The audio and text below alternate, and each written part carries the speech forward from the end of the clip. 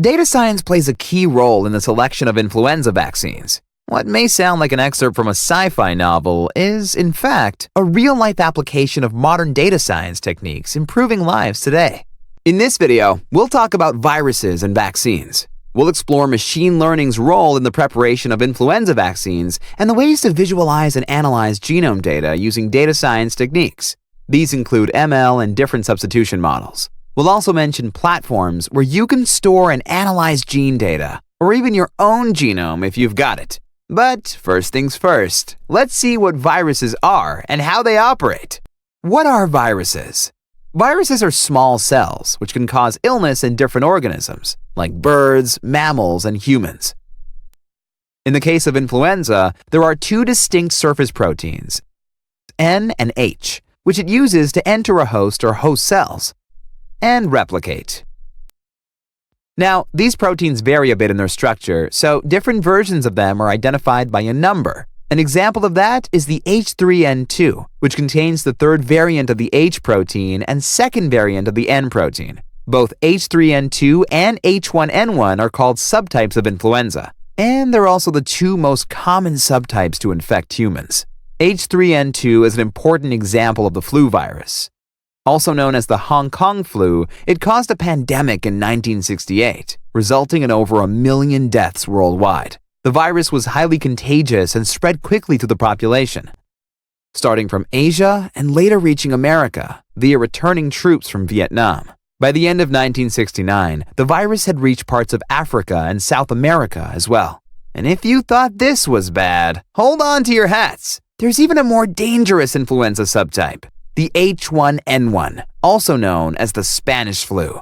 H1N1 was responsible for the swine flu pandemic of 2009, as well as the devastating Spanish flu of 1918. It was extremely lethal, resulting in over 30 million deaths worldwide. The reasons behind the high mortality of the virus still remains a mystery. While some scientists suggest an unusually aggressive form of the virus was involved, others claim it was the circumstances surrounding the infection, overcrowded and unhygienic camps during the war, that contributed to the high death toll. At this point, you're probably thinking, if this virus can be so dangerous or potentially lethal, how can we protect ourselves against it? The short answer? Influenza vaccines, commonly known as flu shots. So, what is a vaccine and how does it work?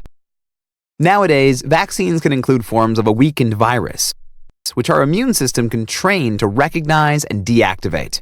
In the case of the influenza vaccine, it includes some forms of H1N1 and H3N2 viruses we talked about earlier. Influenza vaccines are formulated annually. But why do they need to change the vaccine each year? The answer lies behind two phenomena in genetics: antigenic drifts and shifts. Hold on, wait, what are those? Let's start with antigenic drift. Imagine you have a group of people stranded on a raft in the sea. Over time, the people on the raft slowly change appearances. They grow a beard, hair gets longer, they get more tanned. In essence, they remain the same people, but slightly changed. This is what antigenic drift means: slow changes over time.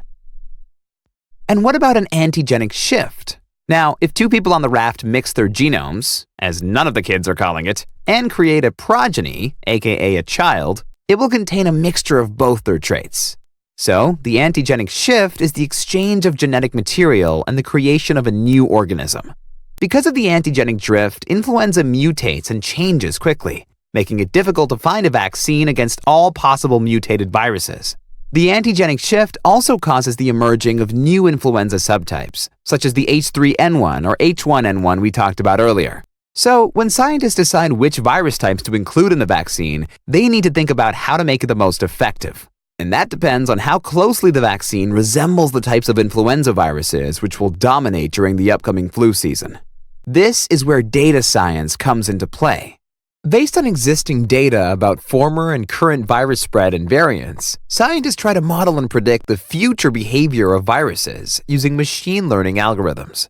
To do that, they first need an appropriate way to handle information about viruses, or more precisely, their genomes. This is done via analysis of genetic data. But what's genetic data exactly? Genetic data includes the genome of organisms or some parts of it. It usually consists of DNA, represented in the form of strings. In the case of influenza, it contains RNA, which some viruses have as their genetic material. All right, once we have our genetic data, it's time to decide how to best visualize it. Though there are many options, we'll talk about one in particular. The staple phylogenetic tree.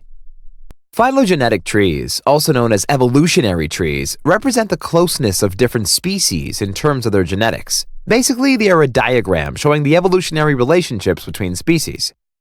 In the case of influenza, such trees can be used to visualize different strains of the virus. Let's put all of this together and get to the final point. Prediction using data science. Using information obtained from phylogenetic trees combined with different machine learning techniques, you can model future behavior or spread of the influenza virus. One of the methods involves non-negative least squares optimization, which measures distances between branches of a phylogenetic tree. It uses weighted phylogenetic trees and determines sets of coding changes on the surface of the H protein. On top of that, they are bidirectional, so a different weight is assigned in each direction. The model uses this information to identify different influenza strains, which are potentially dangerous. Another way to perform phylogenetic analyses is to use the PAML package, which contains programs for phylogenetic analyses of genetic data using maximum likelihood. How it's done? By taking a set of trees and evaluating their log likelihood values under different models. These models estimate some parameters while allowing for others to vary. This way, they can incorporate the variety of gene types in influenza strains. This is what they then use to make a prediction.